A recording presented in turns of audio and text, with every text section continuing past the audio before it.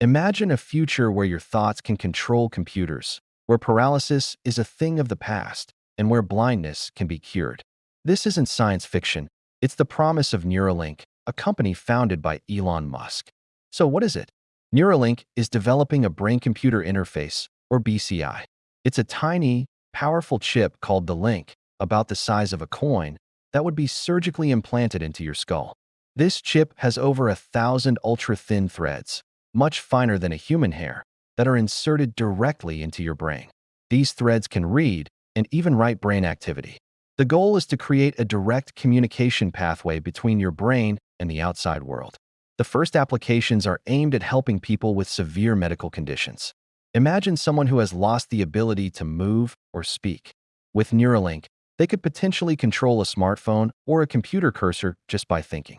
They could communicate with loved ones, browse the internet, or regain a sense of independence.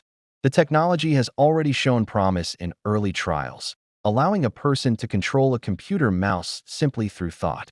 The potential to restore motor function for people with spinal cord injuries or to give sight back to the blind is truly revolutionary. It could redefine what's possible in medicine. But as with any powerful technology, there's a flip side, a dark, unsettling side that we need to talk about. This innovation, while promising to heal, also opens a door to a future that could be straight out of a horror movie. What happens when we blur the line between human and machine? The same technology that can read your thoughts to help you move a cursor could, in the wrong hands, read every thought you have. Your deepest secrets, your fears, your desires. All accessible, all potentially data to be collected, sold, or manipulated. Think about it. Your brain, the very core of your identity, could become hackable. Imagine a world where corporations or governments could influence your decisions without you even knowing it. They could implant desires for products you don't need or shape your political views to fit their agenda. What happens to free will when your thoughts are no longer your own? This isn't just about privacy. It's about the very essence of what it means to be human. The potential for control is terrifying. We could be creating a society of digital puppets, where our every move and thought is directed by an unseen puppeteer. Are you feeling a certain way because you chose to, or because an algorithm decided you should? And it gets even scarier. What if this technology doesn't just read thoughts, but writes new ones? It could erase memories, implant false ones, or even change your personality entirely. A bad breakup? Just delete the memory. Want to be more confident? Upload a new personality patch.